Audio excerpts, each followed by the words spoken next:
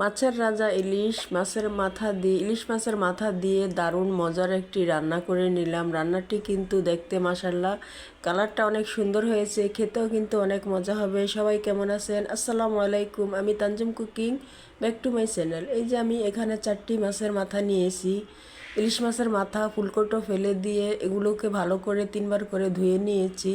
এবার এগুলোর সাথে কিছু মশলা অ্যাড করে দিব, হলুদ, লবণ, মরিচ দিয়ে এগুলোকে ভালো করে মাখিয়ে নিব।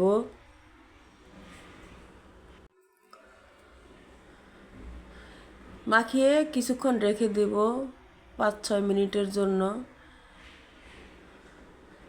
আমার রান্নাগুলি যদি আপনাদের একটু ভালো লেগে থাকে তাহলে লাইক কমেন্ট শেয়ার করতে ভুলবেন না। এবার চলে আসলাম রান্নাঘরে। চুলায় একটি কড়াই বসিয়ে দিলাম। আজকে রান্নাটা করে নিব কারেন্টের চুলায়। পরিমাণ মতো তেল দিয়ে পরিমাণ মতো পেঁয়াজ কুচি দিয়ে এটাকে ভালো করে নেড়ে ছেড়ে একটু হালকা বাদামি কালার করে নিব। আপনারা যারা আমার রান্নাগুলি দেখে আমার চ্যানেলটিকে সাবস্ক্রাইব করে আমার পাশে আছেন তাদেরকে জানাই আমার পক্ষ থেকে অসংখ্য ধন্যবাদ, অসংখ্য ভালোবাসা আপনাদের জন্য আছে, অসংখ্য দোয়া। পেঁয়াজটা হয়ে গিয়েছে, এবার দিয়ে দিব মাথাগুলোকে আবার কিছুক্ষণ তেলের মধ্যে ভেজে নিব।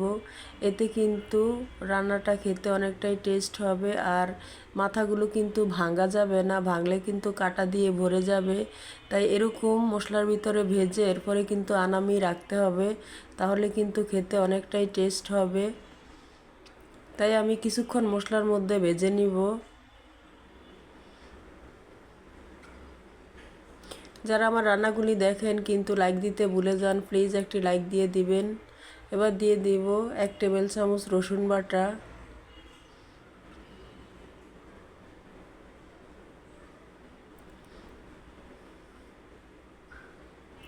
এবার দিয়ে দিব একটু পানিটার মধ্যে কিন্তু মশলাটা কষানো হবে, মাথাটাও কিন্তু ভালো করে কষানো হবে।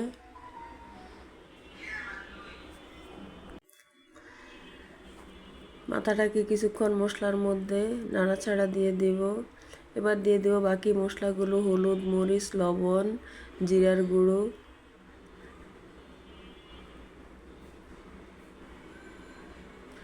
আপনারা অনেকে আমার রান্নাগুলি দেখেন, ঠিক আছে, কিন্তু লাইক দিতে ভুলে যান, লাইক দিবেন।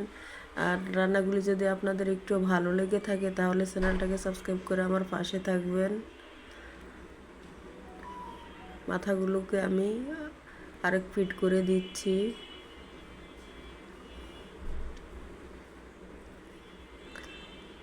মাথাগুলো কিন্তু রান্না শেষ, এবার তুলে ফেলবো। তুলে কিন্তু আলাদা রেখে দিব। একসাথে রান্না করলে কিন্তু মাথাগুলি ভেঙে যাবে, খাওয়া যাবে না, ছোট মাথা তো, তাই। এবার এখানে দিয়ে দিব লতি। আমি এই লতিগুলোকে একটু ভাপ দিয়ে ফেলে দিয়েছি, এতে কিন্তু কালারটা দেখতেও সুন্দর হয়েছে। হালকা একটু হলুদ দিয়ে সাথে অফ ক্যামেরায় ভাপ দিয়ে নিয়েছি, এতে কিন্তু গলা চুলকানোর কোনো অপশন থাকবে না। খেতেও কিন্তু অনেকটাই টেস্ট হবে, রান্নাটাও কিন্তু ঝটপট করে হয়ে যাবে। লতি কিন্তু ভাপ দিয়ে রান্না করাটাই সবচেয়ে উত্তম। আপনারা চাইলে এমনিও রান্না করে নিতে পারেন, যার যেরকম ভালো লাগে। আমি কিন্তু সবসময় লতিটা রান্না করি ভাপ দিয়ে ফেলে দিয়ে,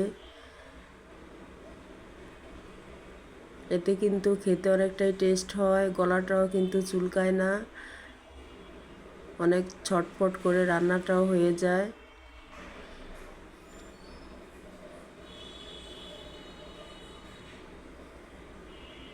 এবার পরিমাণ মতো 1 কাপের মতো পানি দিয়ে দিব, যাতে মশলাটা আর লতিটা একটু ভালো করে সিদ্ধ হয়ে যায়। বেশি কিন্তু নাড়াচাড়া দেওয়া যাবে না, একেবারে আলতো হাতে নাড়তে হবে। লতি কিন্তু ভালো করে গলে গেলে কিন্তু খেতে একটু ভালো লাগে না, দেখতেও কিন্তু ভালো দেখে না। এবার দিয়ে দিব কয়েকটা কাঁচামরিচ। আপনারা চাইলে কাঁচামরিচটা দিতে পারেন, না দিলে সমস্যা নেই। যে যেরকম জাল খেতে পছন্দ করেন ওরকমই দিবেন।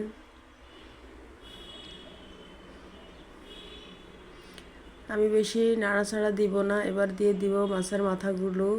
মাছের মাথাগুলো দিয়ে কিন্তু হালকা একটু নাড়া দিয়ে দিব। বেশি নাড়তে গেলে কিন্তু মাথাগুলি ভেঙে যাবে আর লতিটাও কিন্তু গলে যাবে।